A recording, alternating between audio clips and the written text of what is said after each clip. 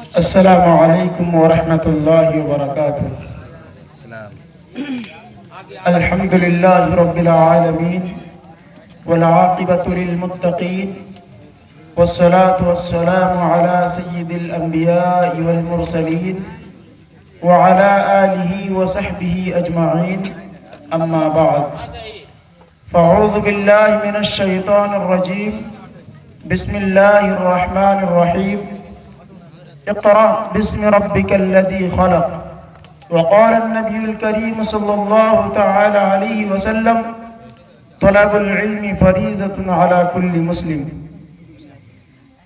صدر مجلس، مشفق و مربی اساتذہ کرام، حکم صاحبان اور پنڈال کے نیچے بیٹھے میرے عزیز ساتھیوں، آج کی اس سالانہ تقابلی پروگرام میں جس موضوع کے تحت لب کشائی کرنے کی سعادت حاصل کر رہا ہوں وہ ہے تعلیم سے آتی ہے اقوام میں بیداری۔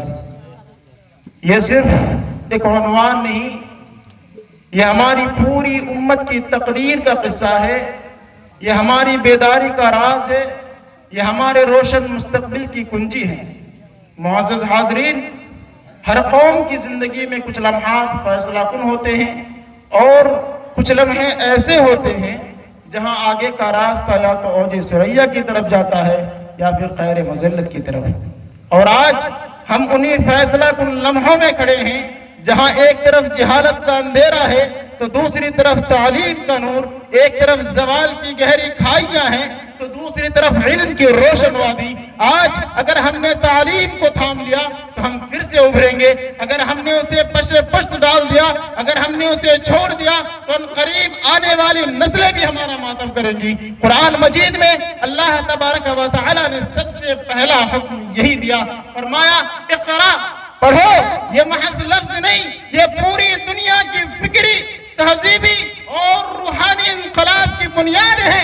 حدیث مبارکہ کے اندر رسول اللہ صلی اللہ تعالی علیہ وسلم نے ارشاد فرمایا: العلم حیات الاسلام، علم اسلام کی زندگی ہے۔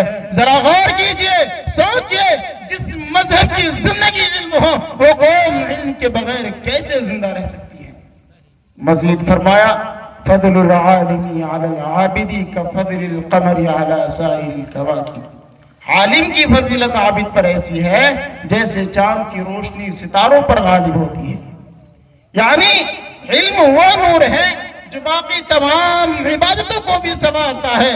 معزز سامعین، تاریخ کی عدالت میں ایک حقیقت کو بار بار ثابت کیا گیا ہے: جو قوم تعلیم سے دور ہوئی وہ مٹ گئی، اور جو قوم تعلیم سے جڑ گئی وہ ابھر گئی، سبر گئی، دنیا کی رہنما بن گئی۔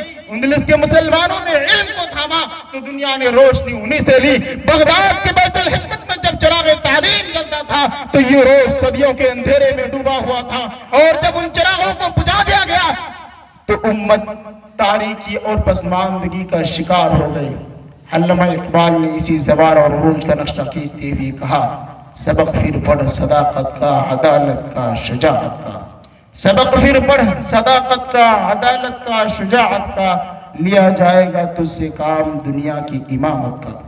لیکن یہ امامت یوں ہی نہیں ملتی، یہ تعلیم، شعور، اخلاق اور کردار سے ملتی ہے۔ معزز سامعین، دنیا میں دو طرح کی قومیں ہوتی ہیں، ایک وہ قوم جو تعلیم کی تلاش میں راتیں جاگتی ہیں، اور دوسرا وہ جو غفلت کی تاریک کمروں میں سو جاتی ہیں۔ اور یاد رکھیں، تاریخ ہمیشہ جاگنے والوں کی قدم چومتی ہے۔ معزز حاضرین، تعلیم صرف ڈگری کا نام نہیں، یہ نظر کو بدلتی ہے، سوچ کو جگاتی ہے، دل کو بار آور کرتی ہے اور قوموں کو زندہ کرتی ہے۔ اللہ تبارک و تعالیٰ نے قرآن کریم کے اندر ارشاد فرمایا، سورہ مجادلہ آیت نمبر 11 کے اندر: یرفع اللہ الذین آمنوا منکم والذین اوتوا العلم درجات۔ اللہ تبارک و تعالی علم والے کی درجے کو بلند کرتا ہے۔ یہ اعلان ہے کہ قوموں کی عظمت کا راستہ علم سے ہو کر گزرتا ہے۔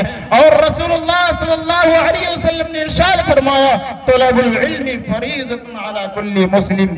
امام ابن ماجہ، سنن امام ابن ماجہ کے اندر روایت ہے کہ اللہ تبارک و تعالی نے، رسول اللہ صلی اللہ علیہ وسلم نے فرمایا کہ علم حاصل کرنا ہر مسلمان پر فرض ہے۔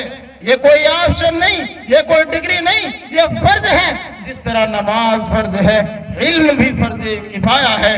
میرے عزیز ساتھیوں، ذرا غور کیجئے، سوچئے، سوچنے کا مقام ہے۔ جس ملت کے نوجوانوں پر علم فرض ہو وہ اگر جہالت کے اندھیرے میں رہیں تو اس سے بڑی محرومی اور کیا ہو سکتی ہے؟ کسی شاعر نے کیا ہی خوب کہا، اندھیروں میں رہ کر کیوں ستارے کو ترستی ہو، اندھیروں میں رہ کر کیوں ستارے کو ترستی ہو، اٹھو کہ علم کی شمعیں تمہارے انتظار میں ہے۔ اور جو قوم تعلم سے سنور جائے زمانے میں، جو قوم تعلم سے سنور جائے زمانے میں، پھر اس کی بلندی کوئی نہ گھٹا پائے زمانے میں۔ آج ہماری ضرورت مدرسے بھی ہیں، کالج بھی، یونیورسٹیاں بھی، لیکن ان سب سے بڑھ کر ضرورت ہے علم کی پیاس، سیکھنے کا جنون اور مقصد کی پہچان۔ اے نوجوانوں، تم کتاب سے محبت کرو گے تو دنیا تمہاری عزت کرے گی، تم قلم کو تھامو گے تو تقدیر تمہاری غلام ہوگی۔ اگر تم نے کتاب سے، اگر تم نے تعلیم سے سہارا لیا تو زمانہ تمہیں سہارا دے گا۔